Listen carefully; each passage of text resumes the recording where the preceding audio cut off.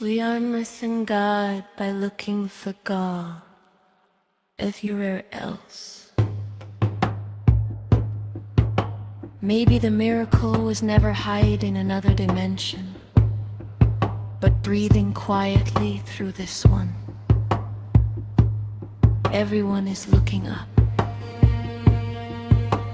looking for aliens, looking for rapture, looking for portals, looking for new dimensions, looking for signs in the sky, looking for the next solar flash, the next cosmic download, the next psychedelic relation, the next out-of-body experience, the next thing that will finally prove we are more than human. And yes, we are more than human. But I keep wondering,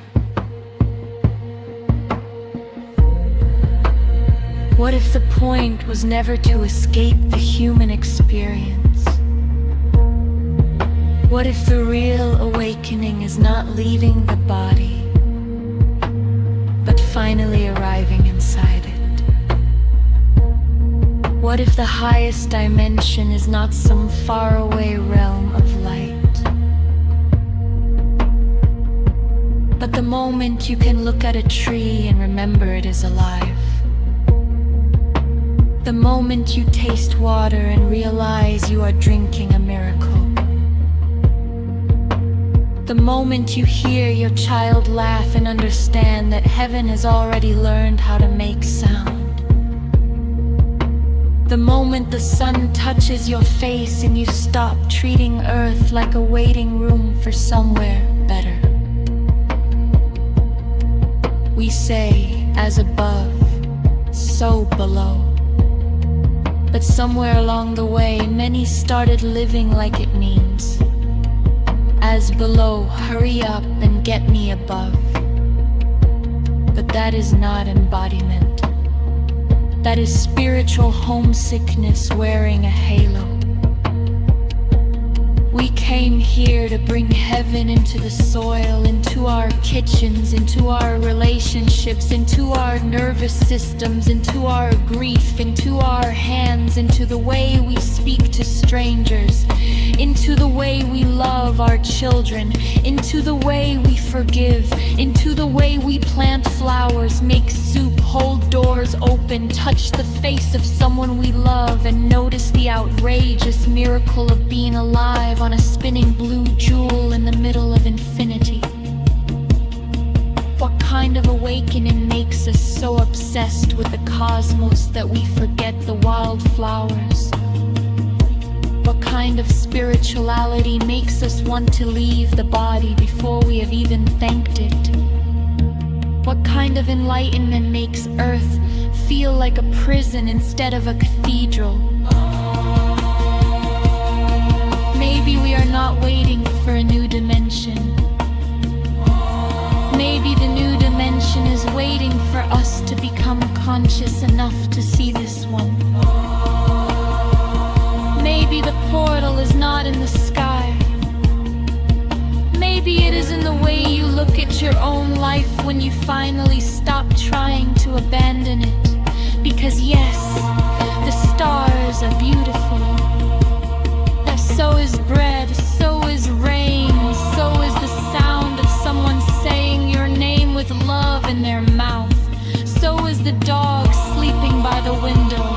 So is the old woman watering her roses. So is the child collecting rocks like treasures.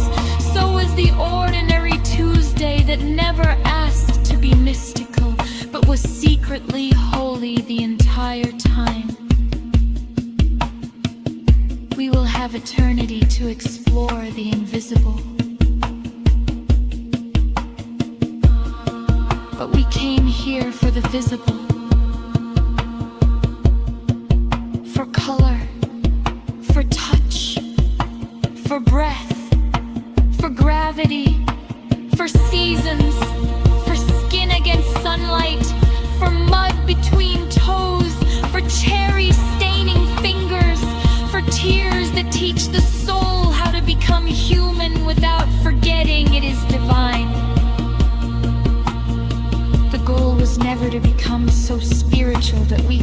not bear Earth anymore. The goal was to become so awake that Earth could finally feel heaven through us. Maybe the real rapture is not being taken away. Maybe the real rapture is the moment we stop trying to leave. Maybe the real ascension is not floating above the world, but loving it so completely the divining has somewhere to land. So before you search the sky again, look at the grass, look at your hands, look at the person beside you.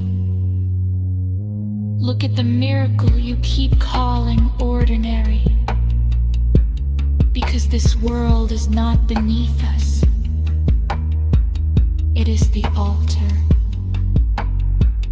And we are not here to escape it. We are here to bless it back into remembrance. With love for those remembering themselves. Thank you for saying yes to life. Put your wings on. We are walking each other home.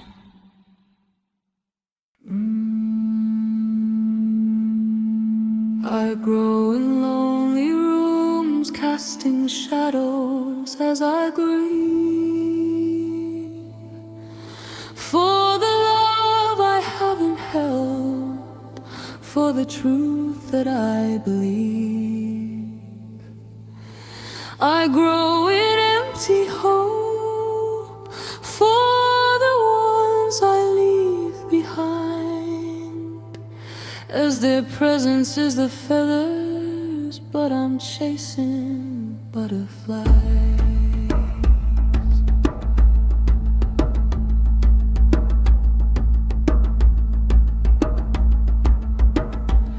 I grow beyond the drama, I grow closer to peace. I grow until each bitter pain has softly been released. It takes a strong and knowing heart to gently hold my hand. It's rare and it takes time, this truth I understand.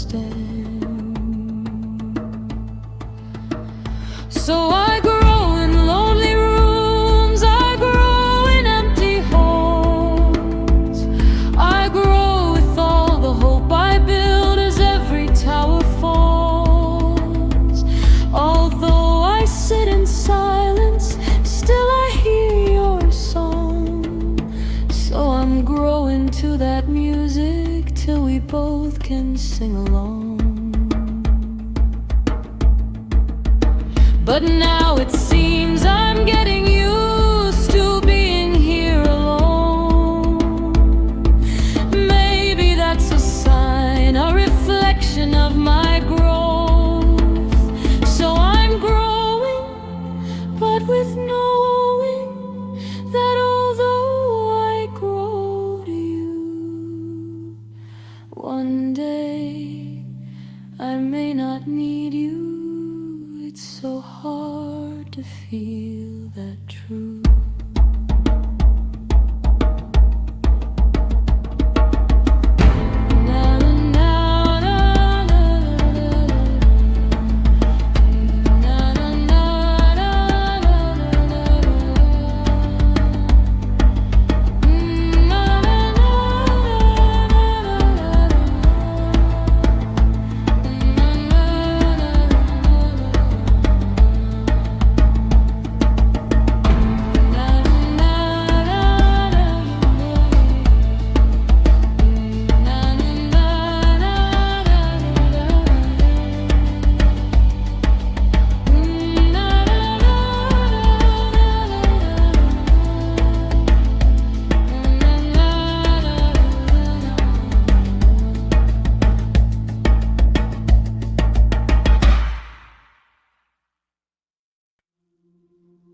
Hellhounds appear across mythologies as guardians, hunters, omens, and creatures.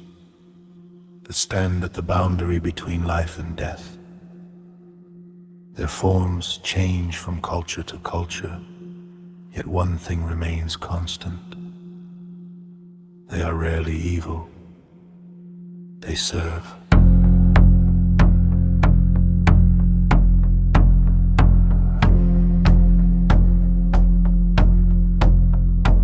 The most famous is Cerberus, the hound of the underworld in Greek mythology.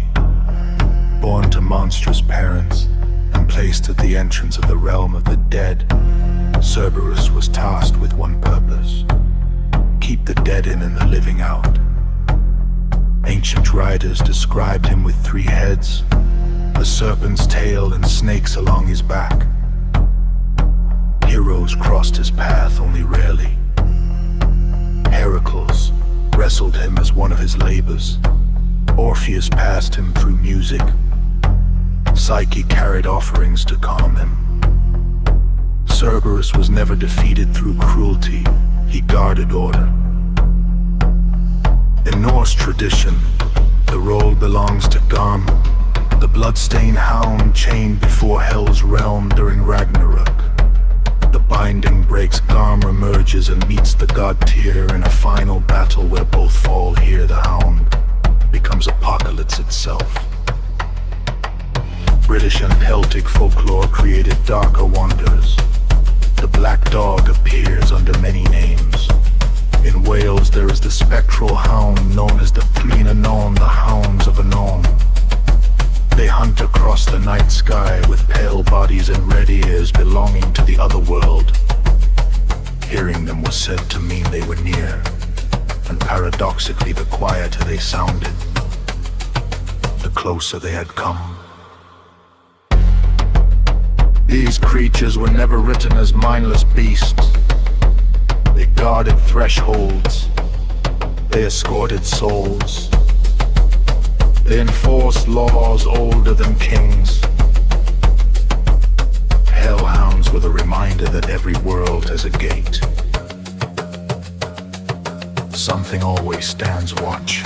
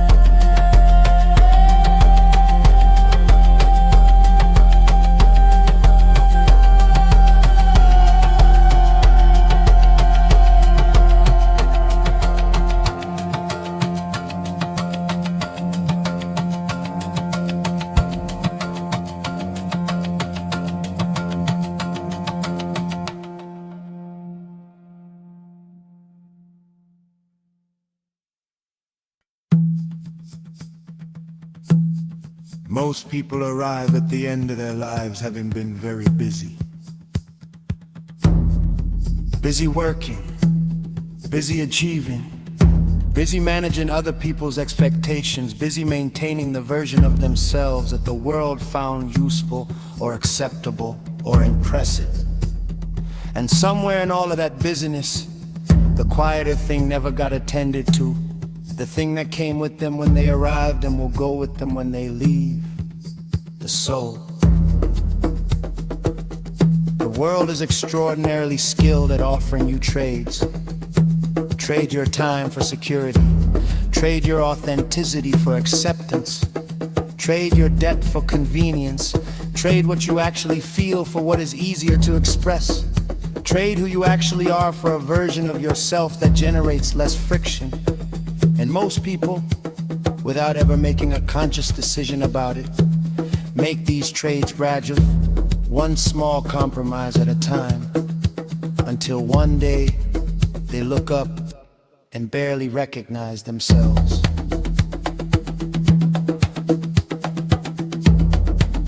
This is what every genuine spiritual tradition has identified as the central danger of human existence. Not physical rebellion. The slow spiritual death that happens when a person becomes so identified with their roles, their performance, and their social masks that the soul beneath them is forgotten. The Sufis called it the death of the heart. Gurdjieff called it mechanical sleep. Jung called it alienation from the self. The soul is not something you develop. It is something you remember. It came with you. It has been here the whole time, beneath everything you built on top of it. And the purpose of this life, beneath all the other purposes the world assigns to you, is to come into genuine contact with it, to know it, to live from it, rather than over it. You did not come here to build an impressive life. You came here to find out who you actually are. Long before books, before sermons, before walls were built around the sacred, people looked to the living world and found divinity there. The old gods were never distant figures sitting above creation. They moved through it. They arrived in storms that shook the sky, in rivers that carved mountains, in ancient forests where silence felt alive. Every root beneath your feet carried memory. Every season became a lesson in death, rebirth, surrender, and return. Modern life teaches noise. Nature teaches listening. There is a reason forests still feel holy. A reason standing beside the sea can feel like prayer. A reason thunder still commands attention. The old gods were never waiting for grand rituals. They were always found where wild things remain untouched. Go where the trees are older than names. Sit where the river speaks. Watch the wind move through the leaves. You may discover the language of the old gods was never words at all.